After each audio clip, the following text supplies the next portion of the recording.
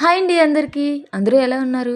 ఈ మధ్య పెళ్ళిళ్ళు బంధాల కోసం చేసుకుంటున్నారో, ప్రెస్టీజ్ కోసం చేసుకుంటున్నారో అర్థం కావట్లేదండి.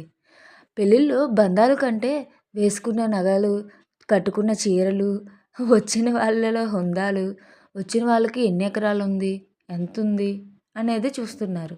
అంతేగాని వచ్చిన వాళ్ళు మనకు దగ్గర వాళ్ళ ఎంత రిలేషన్స్, వాళ్ళతో ఎలా నడుచుకోవాలనేది ఎవ్వరికీ తెలియడం లేదు. అందరూ వాళ్ళు బాగా చేశారు పెళ్లి. వాళ్ళకంటే మేము ఇంకా బాగా చెయ్యాలి. ఇంకా బాగా చేయాలి. అప్పులు చేసేసినా పర్లేదు. ఒక 20,00,000 చేసేస్తే ఏముంది? ఒక 4 సంవత్సరాలు కష్టపడి తీర్చేసుకుంటాం. అంతేగాని ప్రెస్టీజ్‌లో ఎక్కడ తగ్గకూడదని ఆలోచిస్తున్నారు కానీ, దానివల్ల మనకు కలిగే నష్టం ఎంతుందో, లాభం ఎంతుందని ఎవరు ఆలోచించట్లేదు. అందరూ ఏమనుకుంటున్నారు? అర్రె! వాళ్ళు ఎలా చేశార్రా పెళ్లి అనుకోవాలని. కానీ నిజానికి ఈ జనాలు ఏది గుర్తుపెట్టుకోరండి.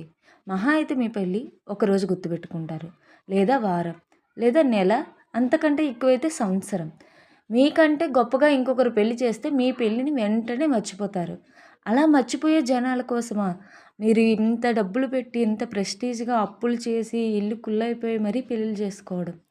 పెళ్ళిళ్ళైనా, ఫంక్షన్స్ అయినా మీ దగ్గర ఉన్న వాటితో ఎటువంటి అప్పు లేకుండా, తర్వాత మీ తరానికి పుట్టబోయే పిల్లలకి ఇబ్బందులు లేకుండా చూసుకోండి. మీరు ఈరోజు ప్రెస్టీజ్ ఇష్యూతో చేసే ప్రతి పని రేపొద్దున్న మీ పిల్లలు, వాళ్ళ పిల్లలు ఆ అప్పులు తీర్చలేక ఏమీ లేకుండా ఉండడం వల్ల ఎంతో ఇబ్బంది పడుతున్నారు. ఎందుకంటే ఈ రోజుల్లో చాలా పెళ్ళిళ్ళు చూస్తున్నాం కదా!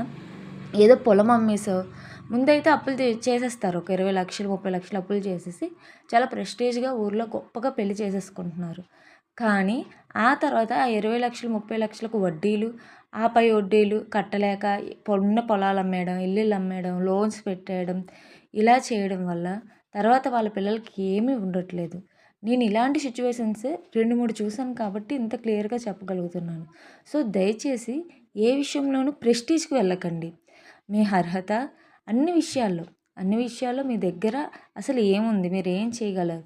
ఉన్న దాంట్లో ప్రెస్టీజ్‌గా చేయడానికి చూడండే గానీ, ఎక్కడో అప్పులు చేసి ప్రెస్టీజ్‌గా చేయడం వల్ల ఏది కలిసి రాదండి. ఎవ్వరూ మన కోసం గొప్పగా చెప్పుకోరు. మీరెంత గ్రాండ్‌గా చేసినా గొప్పగా చెప్పుకునే వాళ్ళుంటారు. అందులోనే మళ్ళా అప్పులు చేసి చేసాడురా ఇందులో ఏముందిరా అన్న మాటలనే వాళ్ళు కూడా ఉంటారు. సో, మీ సంతోషాన్ని, మీ హ్యాపీనెస్‌ని ఎప్పుడు ఎదుటివారిపై డిపెండ్ చేయకండి. మీరేంటి? మీరెక్కడున్నారు? మీకోసం ఎవరు బ్రతుకుతున్నారు? వాళ్ళ కోసం మాత్రం బ్రతకండి చాలు. మరి మీరు ఇలాంటి సిట్యుయేషన్స్ ఎప్పుడైనా చూసారా? లేదా ఎదుర్కొన్నారా? కామెంట్ సెక్షన్‌లో తెలియజేయండి. ఎందుకంటే ఎంతోమందికి ఈ విషయం యూజ్ అవుతుంది. అదేవిధంగా మా ఛానల్ ఇప్పుడే చూసినట్లయితే సబ్స్క్రైబ్ చేయడం మర్చిపోకండి. లైక్ మాత్రం చేయండే.